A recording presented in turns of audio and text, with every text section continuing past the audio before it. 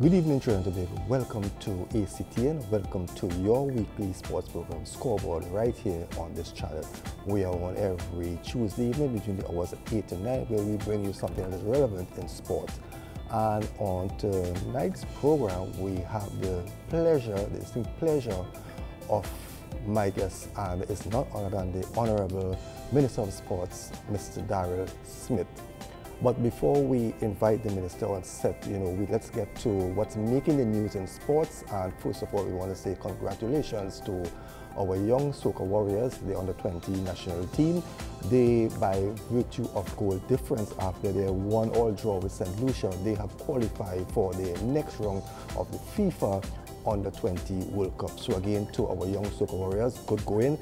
A lot of improvements still needed, but with Coach Brian Williams and the rest of the staff there, we expect great things from this young team. As we switch over to athletics, this weekend our National Senior Championships will be staged from the Friday the 24th, the 25th and the 26th at the Hazy Crawford Stadium. And over the weekend we saw some good performance from our athletes. Kellyanne Batiste, she took silver in a time of 11:30 seconds at the Adidas Boston game in the USA over the weekend.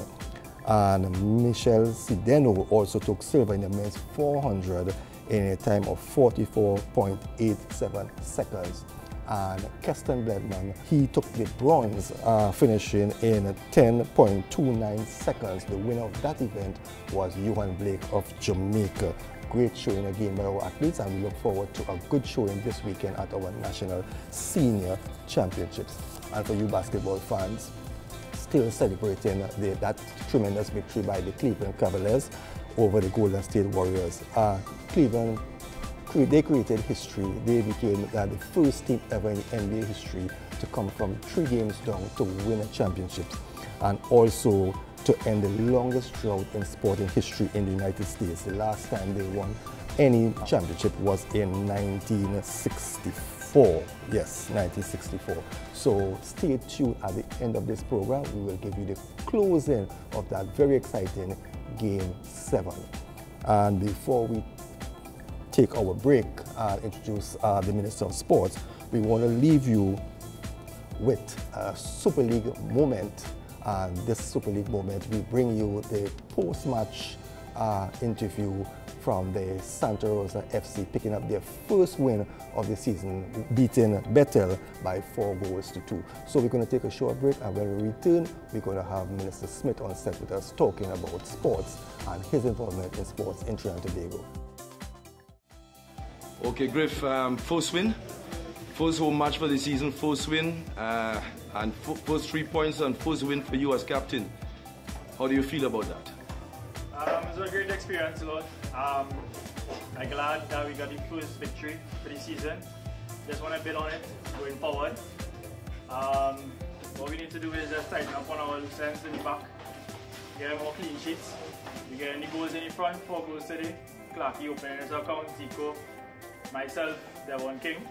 So what we need to do is work on the back, on the mistakes, and build on from there. Tell me about your goal. That's actually one of my strengths. A brilliant ball by Zico. Over the top in the back post, head straight back onto the front post. Goal. Great goal. And that helped to separate the 2 teams to give Santa Rosa a little breathing space? Yeah.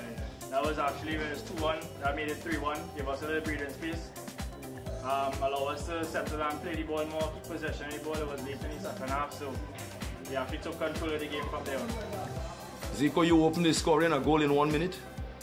Yeah, she was happy to score. Zulu played a great ball across the park, and thanks to God I was able to score.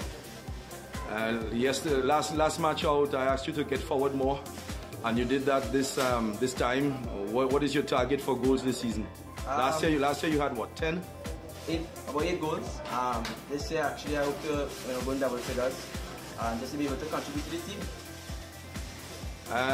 How do you feel about this? What are the needs of the team right now? I think we just need to combine a bit more. We have some new guys into the team, so I think we just need to gel a little more, play a little more as the season go by. I think we would get together and be able to improve. either one of you. This win should put Santa Rosa now into the top 4, which is the objective for the season. You go to Palo Seco in the Deep South next weekend. That's always a tough match. What do we have to say about, when looking forward to that? I think this week is a very important week for the team. I think we need to work on the, one or two areas to be able to improve. And I think once we work on and put work this week, I think we have a good game on Sunday. Griff? Yeah, I just think the same thing as Zico said, we need to tighten up on the mistakes in the back. Once we do that, we guaranteed to score with a clean sheet, with a victory, 3 points, move on. Okay, congratulations on the opening goal, Zico. One of many to come this season, and congratulations on your opening goal as well. Griff, an MVP for the match. Thank you very much. Welcome back, viewers. Welcome back to Scoreboard here on ACTN Acts 25. And as I said before the break, it's indeed my pleasure, to introduce my guest for tonight's program. And I first of all would like to mention is the first Minister of Sport in the history of Scoreboard to accept the invitation to be on this program. And I would like to welcome the Honorable Minister of Sports, Darryl Smith. Thank you, George, for having me. I'm a big fan of your program. Thank you very much. It's a pleasure. Thank you, sir. Before we dive into the sporting topic, tell us a bit about Darryl Smith. Well, 43 years old. Some people think I'm much younger than that. Born and bred in Diamondville. The third of 4 kids. Attended St. Mary's College. Represented St. Mary's College at the intercall level. Captain St. Mary's, in fact, the last time they won a national title in 1991, I was one of the captains then, BQRC in the final. I also had the privilege of playing for Fatima as well, intercall level. Represented Trinidad and Tobago at youth level from under 14 right up to under 21. Burton St. Clair, Garley Cummins, Jack Brown, Ronald Alexis, Jar Lily White. Those were the instrumental people in my football career with regards to national level. Secondary school, Hayden Martin, Colin Murray. Those were the coaches that molded me at that period. And I was offered a full football scholarship to attend the College of St. Rose in Albany, New York. There I captained the team as well. I played full 4 years. They did my bachelor's and master's there. Graduated in 96, 97 around there.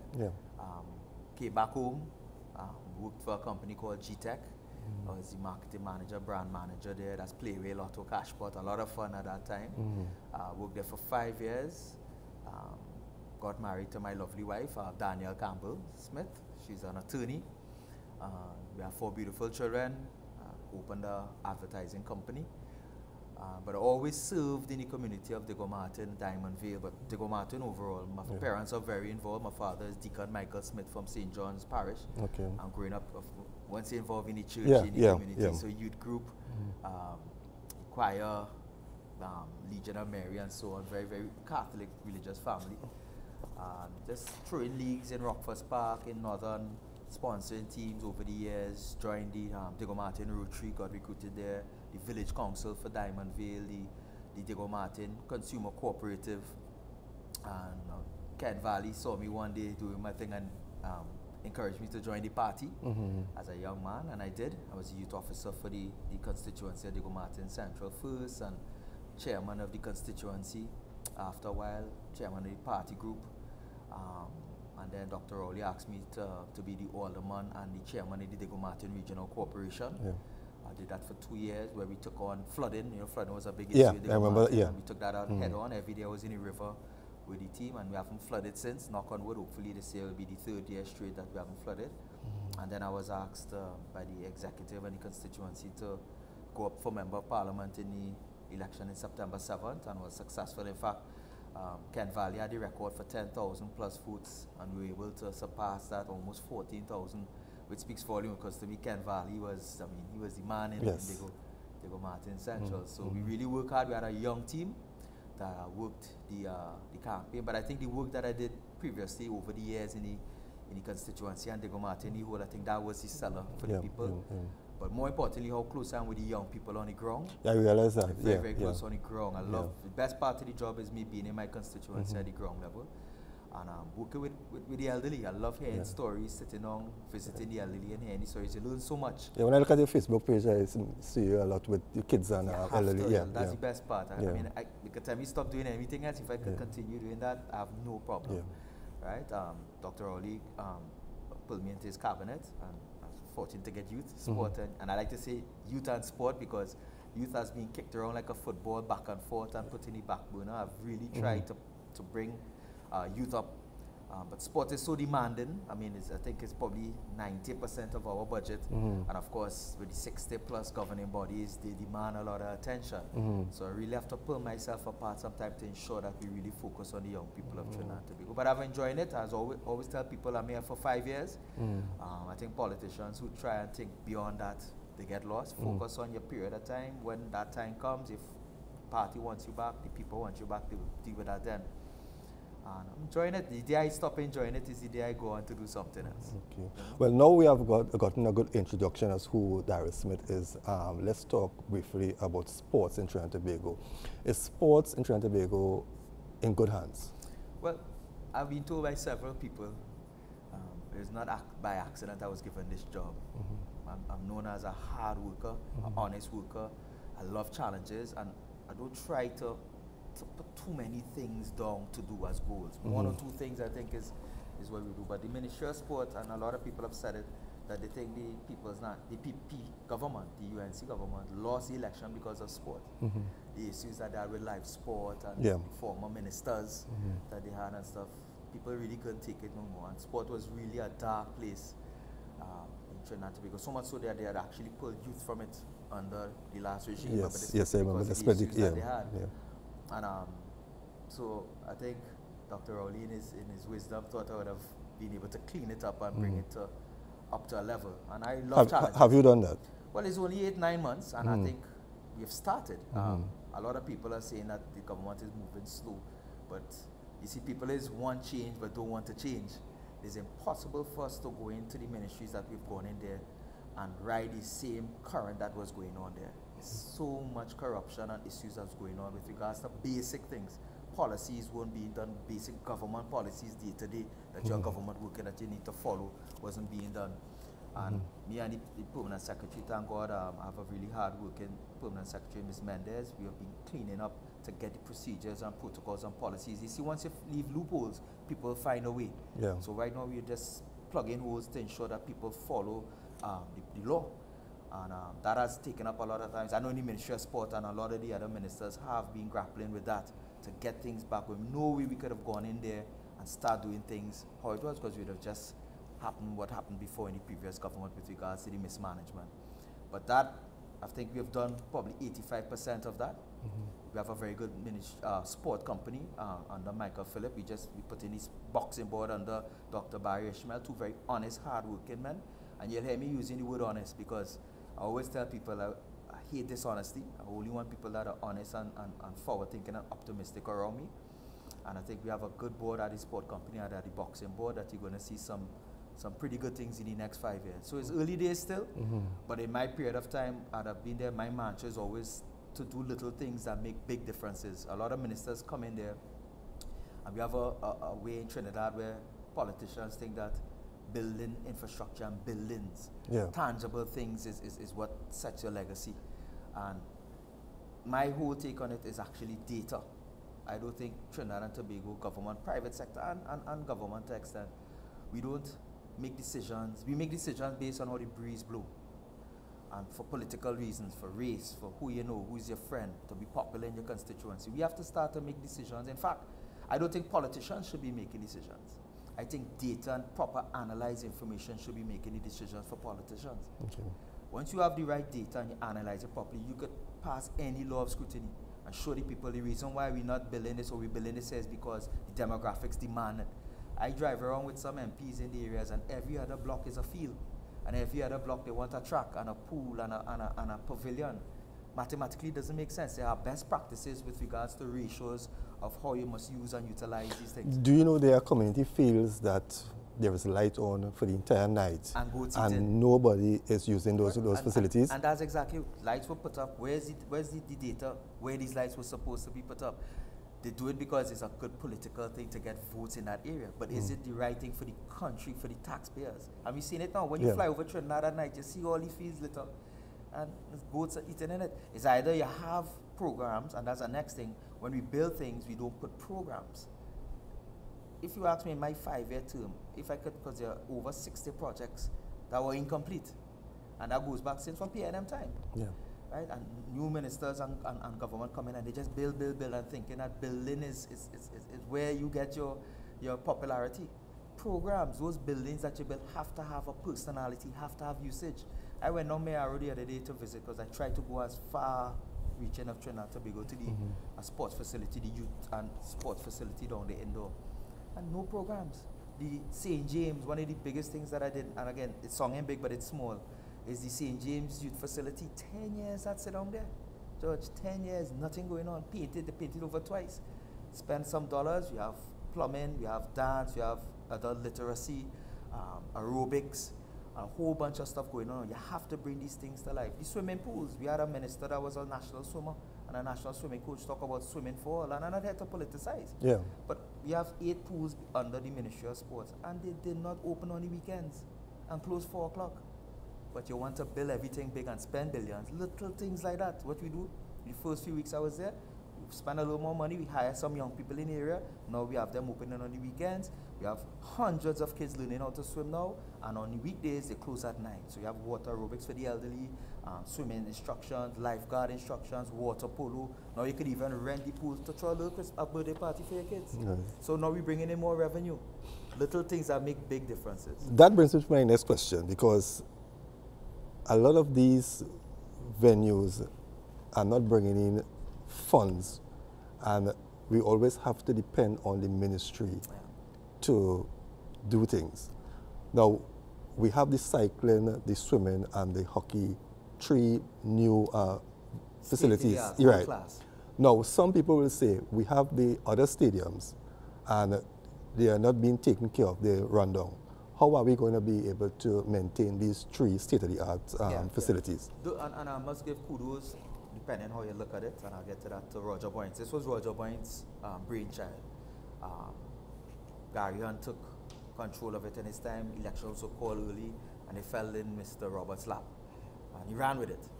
But hindsight now, I mean, they're fantastic facilities, and we will do the best. But if you were to ask me, as minister, if I was in that position, I might have done things a little different.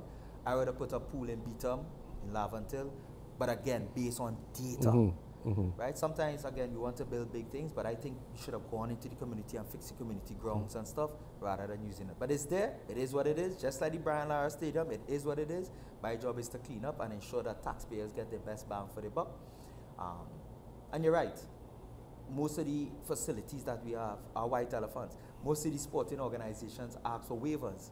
And that's part of a budgetary thing that we never even kept track of in the ministry before. When I started to ask them for football and for other events, by the way, just check for 1 year or 2 years or 5 years how much money in revenue we waiver.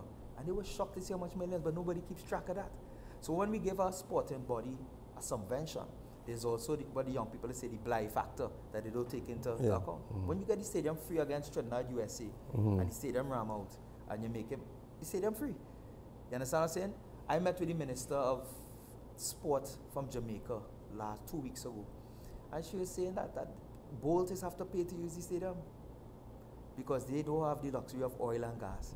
Right? Cuba is the next example. Those countries make blood out of stone from stone because they don't have the luxury of the oil and tax. So we need to get a little more discipline with regards to that.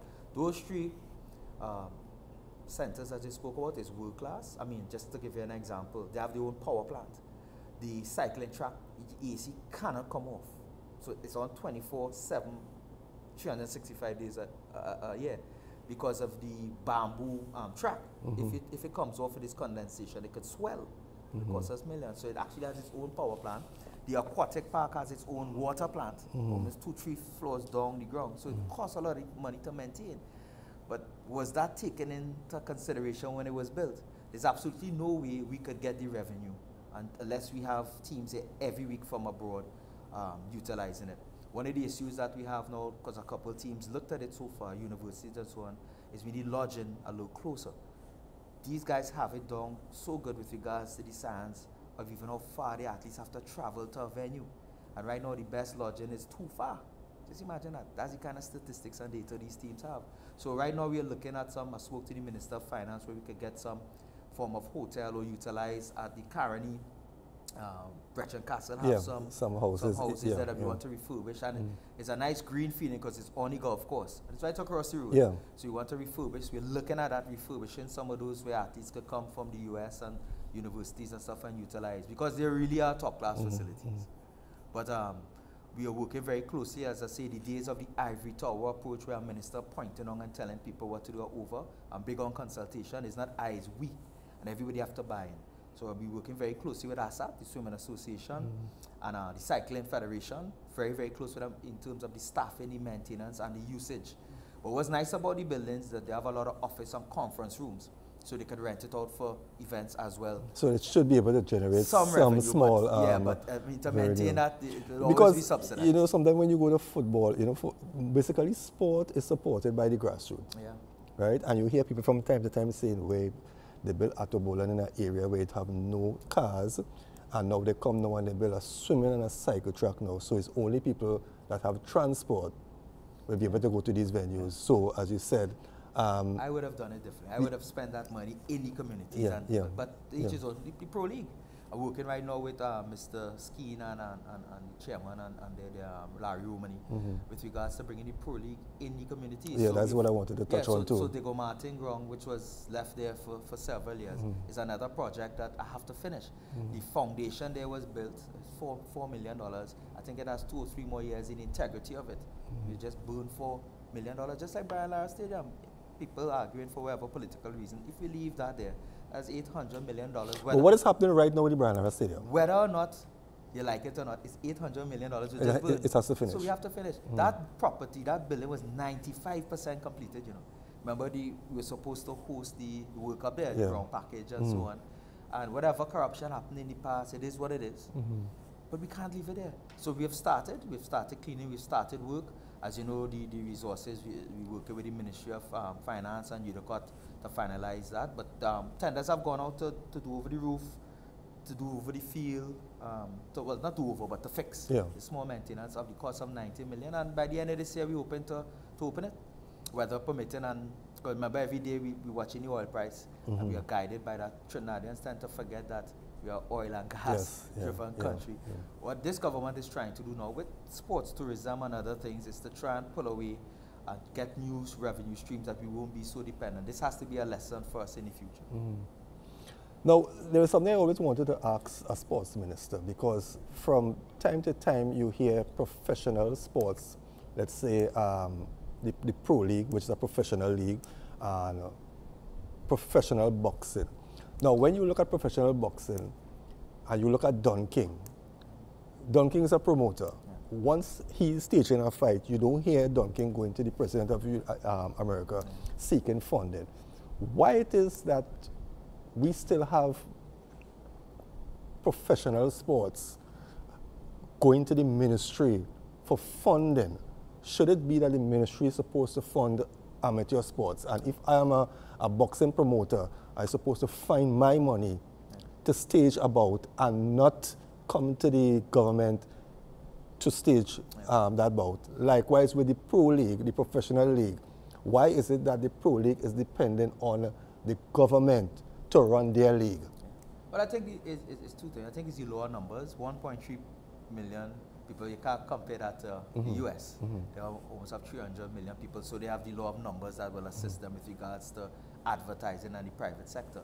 But I think Trinidad and Tobago, the sporting bodies, some of them shoot themselves in the foot with regards to that, and when they bicker and argue and they're dishonest with regards to running the governing body.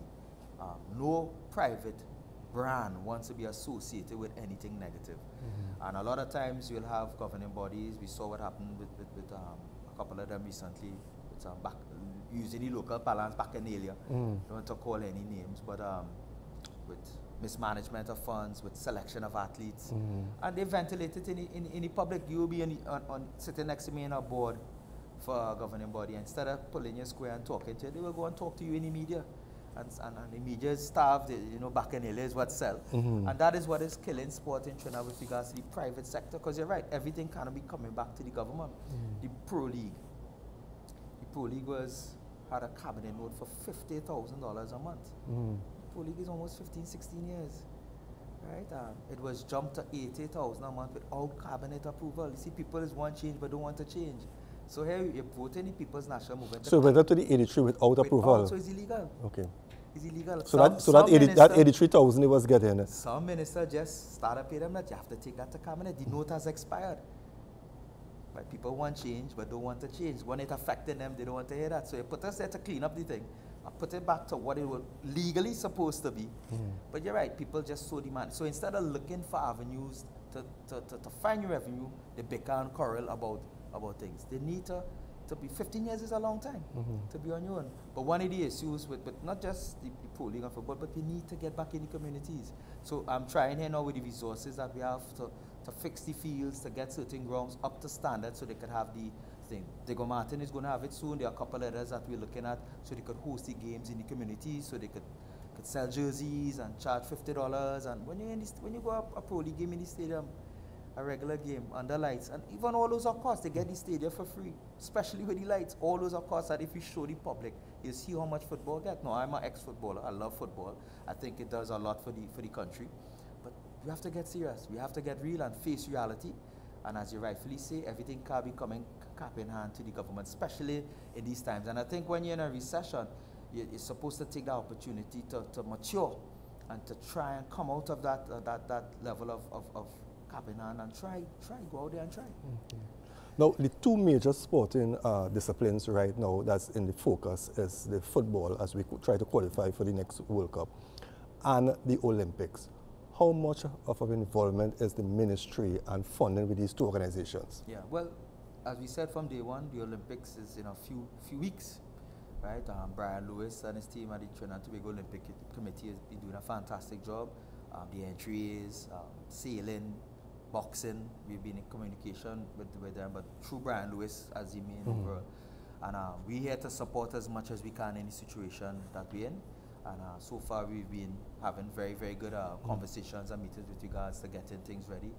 We've already broken the ice with some new sports that we've qualified for, gymnastics being one, judo being one, rowing, right? I'm hoping that Prince could get in with the boxing, so we'll have two boxers. Yeah, because we got word this morning that Mike Alexander is failing his bid, so it's up to Aaron Prince. Alexander, kudos, he did his best. Yes, yeah. And have time. Volleyball still is in with a chance. So we have a lot of new sports, and that's what we want. We want to keep raising the bar. Of course, I know Atto Bolan is doing a great job with Torpedo and the girls out in St. Ford and in Florida, but we're hoping by the next few weeks, George is already in, Bovel is already in, Justine is already in. And Nigel Paul. And Nigel Paul. So in terms of the Olympics, we're doing good so far, and we're supporting them. In fact, most of them were very pleased that they got their money so early. The elite funding, we made sure I told them that to give them the money early because they have to plan, and they were all very pleased that they got their money so early this year. In terms of football, I think John Williams, I have to give him kudos. He's doing a fantastic job. He came in and he promised certain things with regards to cleaning up football. He audited the books, he presented it to FIFA. FIFA is now looking to give us funding that was stopped, as you know, it was freezed.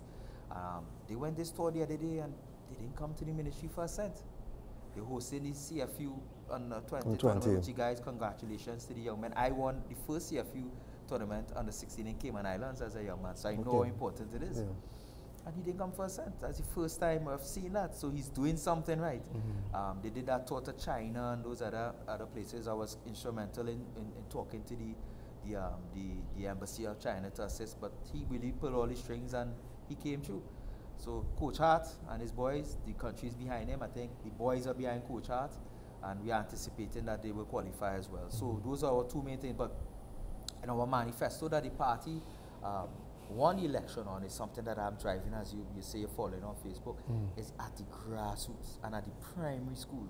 I tell you, the Minister of Jamaica, anytime I meet with all the governing bodies, Jamaica, Cuba, China, the US and Australia, and anytime I ask any one of the sports, who's the top country in your sport and why, up, those five. And it's the same pattern. They pump at the grassroots. They pump at the primary schools. So Mr. Garcia, the Minister of Education, and I have been in discussions where the Ministry of Sport is going to be working with the primary schools more. I've been pushing. We have for the first time in years, we've had secondary school tennis. Yeah, Yes, yeah. I was down there. It's something that I put to all the governing bodies, get a primary school or secondary school league going. And they've started a number of them. I went to the Atlantic cricket final the other day with the guys and girls at the Oval. So I try to ensure that I'm there to support as much as possible. They always say the Minister of Sport is invited to the most events, but I really make an effort to go out and support, but also to see, because I met with all the governing bodies, the first minister to do that, to meet with all the governing bodies in the first 100 days to consult, but to go and get a feel. So when they ask for money, or when they come to us for problems, I could say, yeah, I was there, or I could understand the fraternity that is there. It's been fantastic so far attending. I love that part of it. And but you're going to see us pumping more the primary schools, secondary schools, turning the pyramid upside down where we really want to pump at the grassroots. Let's touch a bit on sports in Tobago. Now, sports in Tobago, sports tourism in Tobago, we saw the triathlon over the weekend. Then there is a big cycle race. Now, Tobago is an ideal place for development in sports. What plans you all have to really develop? Mr. Huey Cadet, young fella. Yeah, he's doing fantastic job. Bright guy, disciplined guy, honest. And he and I talk almost every day about what's going on and plans, and he's very open. And Tobago has a lot of dragon boat racing, as I said, the triathlons, that beach football, beach volleyball. There's also the over 40 Masters tournament, which is So they are doing their thing. But the word sports tourism, we use that so loosely. And I always tell people, we had to sell sport here first to ourselves and really be disciplined enough before and I think we get in there. We're almost there, but we need to sell sport where our public is going out to support at the grassroots level and stuff. Look, the other day, I don't know that we have Flo and we and those other people that show these sports in the other islands. When you see Jamaica, boys and girls, track and field, 25,000-30,000 people at the stadium for that whole week. Yeah, the secondary school track and field in Jamaica. And the primary school. They lock the gates at When you have our stadium empty, right? We have to get the alumni involved. But is it not that sometimes we know the mentality of Trinidadians? We like everything free, right? But yesterday I see sometimes we carry a sporting event live. Do you think that hinders us sometimes? If I could stay home in my living room and look at something, than to go out and pay $50? No, that's the mentality where I'm giving other people here. You are the presentation, St. Mary's game. Fantastic event. And she says that's what sells in Jamaica. When they host our Boys and Girls Week, the government don't spend a cent. It's the alumni of the schools. And that's why I want to start to get the alumni. I was the president of the board, the chairman of the board for Diego Martin North Government. And it's the alumni. Young men need the mentorship. You need and that school had Maximus Dan, it had Carlos Edwards, Angus Eve. Those guys attended that school. We need those guys to come back in the school and mentor, get the PTA going. Doctors in Jamaican doctors and lawyers who live all over the world send back money for the team, St. George's, all the other high schools, and they pump. During that week, it's one of the highest rated tourism weeks in Jamaica. All the coaches that come to scout come there. We need to reach that level because we need to get the alumni involved so that the schools could really blossom. And that's what we're looking at as well. Let's talk a bit about summer camps. We know in the past we used to have a lot of, and it was stopped. Yeah, and it was stopped. Live sport. Right.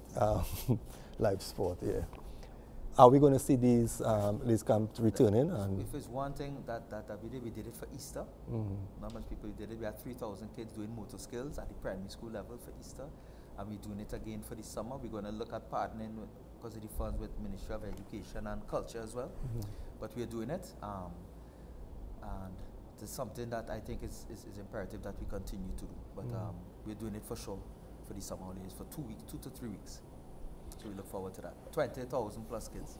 20,000. So when you reflect back now on the past 8 months in office, what else were some of your major challenges that you face in getting things done? The major challenges is, the staff at the ministry has been fantastic, very hard-working staff. As I said, the PS, the DPSs and stuff, the youth arm of it as well, the team over at youth are fantastic. But when I came in there were staff members crying, crying. They were so corrupt and rotten to the core. They were afraid. Some of them were afraid to come to work with the characters that were involved in the ministry. I mean, I don't want to get into the horror stories, but we all know these stories from sport company and stuff. So that has been the biggest challenge, trying to motivate the staff. And I think I have to lead by example, by being honest, by being optimistic, positive. Dust that off and we move forward, and I think I've been doing that. Being there on the job every day, going out and visit all the facilities, let the staff out at the facilities know that we care about them and love them and need them. And I've been doing that. But that has been the main challenge is the oil price. Really and truly, that I would have loved to have gotten more, but I'm happy with what I've gotten. Minister Imbo did the best that he can with the pie that we had. But we try and all, but that has been the challenge, the time to clean up. But in terms of what we've done, as I keep saying, little things that make big differences is fantastic. The track at the stadium, the training track is over 10 years, never been maintained. We're doing it for the first time, little things. And I've always said that apart from data collection and analyzing it, we don't maintain. You touched on it just now, we just build on whatever happens. Look what happened with Napa, look what happened with the lights in Atto and in Larry. Oh, you could wait for that. So also in Maniramjan, there is a new track, a new turf, but no lights. Is it? And I think, I don't know when last you were there, but the surface of Maniramjan is the best right now. Yeah. We finalizing the lights now, but why must it wait for it to break down? So what we're doing is we put in a software package for maintenance for all our facilities. So if a bulb, I'll just give you a simple example, a bulb have a 12-month life cycle. By 9 months, 10 months, you get an alarm on your phone, you meant that light have to change. Don't wait for it to blow. Don't wait for a track to mash up and then you have to go and tender. If a track has 10 years or 5 years, by 7th year, 8th year, you start a tender one time to change it. Don't wait for it to mash up. But that's how we do things. On to the next thing, and whoever come after will deal with that. And that's not going to happen with the aquatic center and the cycling track. We're going to be on top of it, costly, but we're trying to now bring everything to a standard that we can maintain it and keep it going. Now, we are our worst enemy. Because when you go to sporting facilities, the way we take care of the seats, the way we treat the place, I mean, and then we quarrel, you know. Are the ministry is going to put, are we going to be putting measures in place, you know, to have people be held accountable? Because I remember some years back, there was a football game, a secondary football game at Maniramjan Stadium, and the team lost. And when they went into the dressing room, they destroyed mirrors and sinks and different things like that. I don't know if they were held accountable for or who repaired, but what is your ministry going to be doing to implement that people are going to be held accountable when things are damaged? For instance, if I go to the stadium to host an event and something is damaged, who's responsible for that? Yeah, well, that happened before my time, but I remember that story. But it's a level of maturity that we need to reach. I mean, people is call us third world and stuff. I mean, it probably happens in first world countries too, but you're right. I mean, case in point, when I was chairman of Diego Martin, and people complain about flooding, but when you go in the river, is the bottles don't fall from the sky, cars and fridges and stoves don't fall from the sky. It's the same people that want to cuss here when the place flood. Is they do who building on the banks of the river, who cutting on the hill illegally. It's a level of indiscipline that we have to mature and realize that you rightfully say is red, white, and black. Wear it on your heart, wear it on your sleeve. This is ours.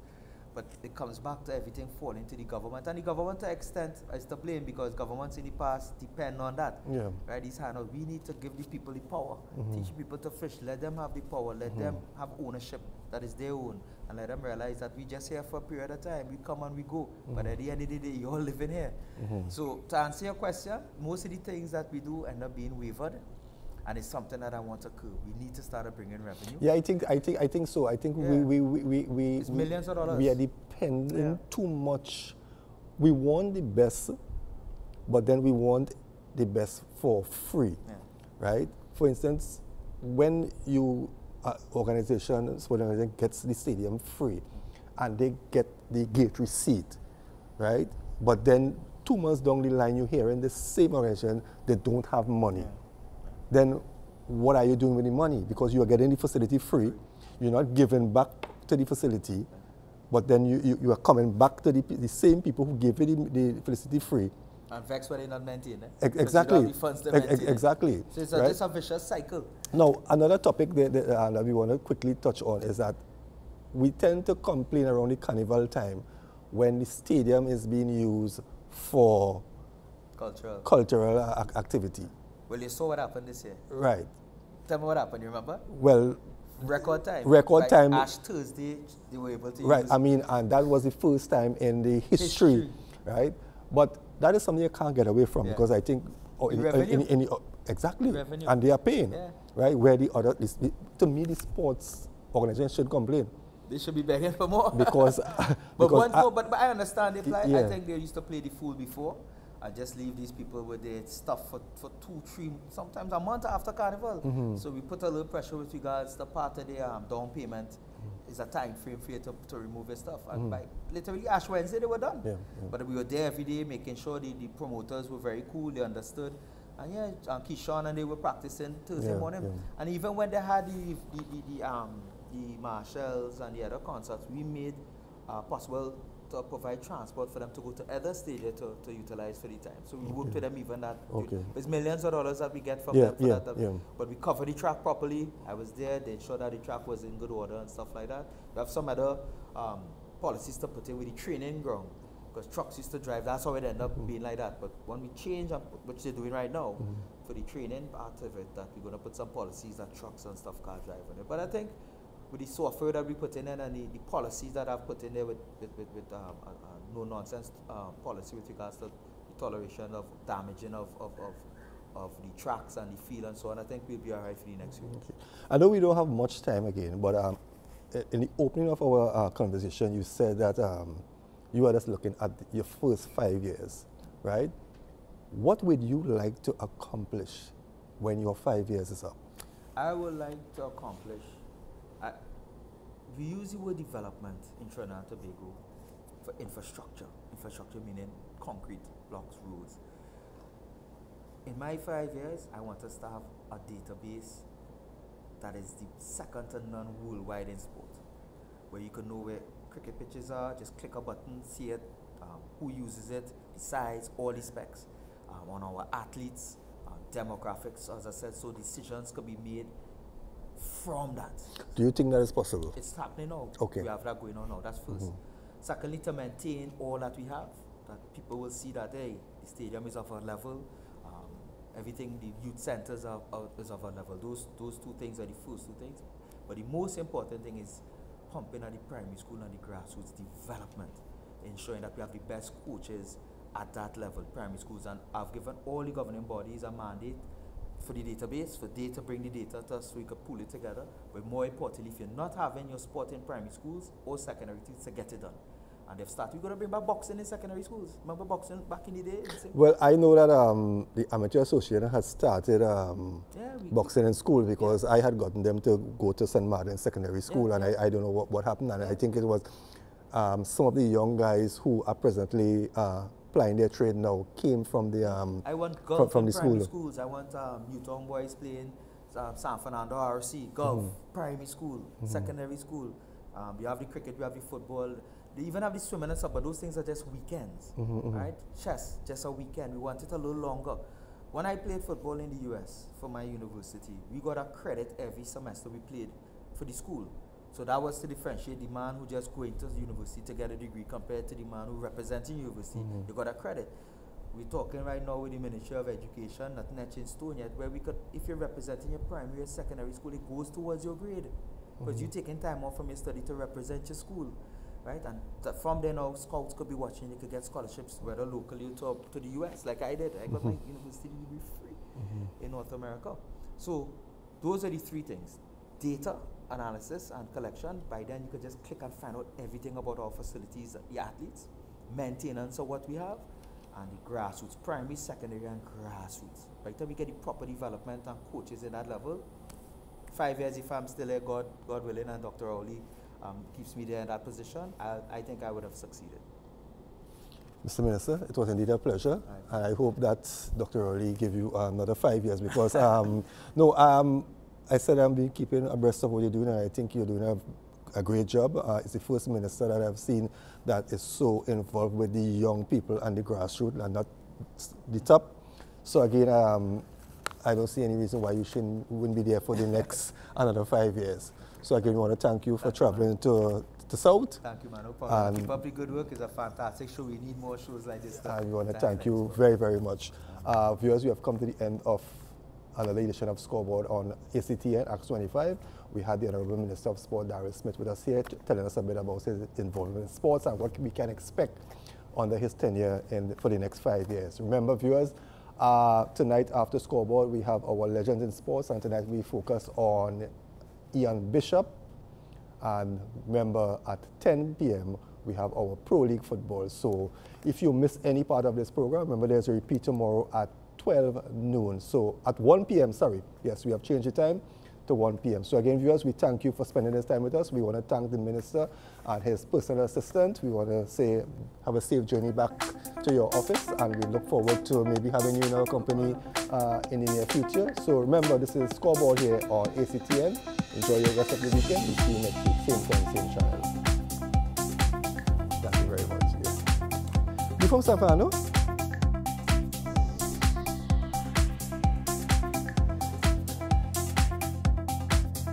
The entire NBA season comes down to this.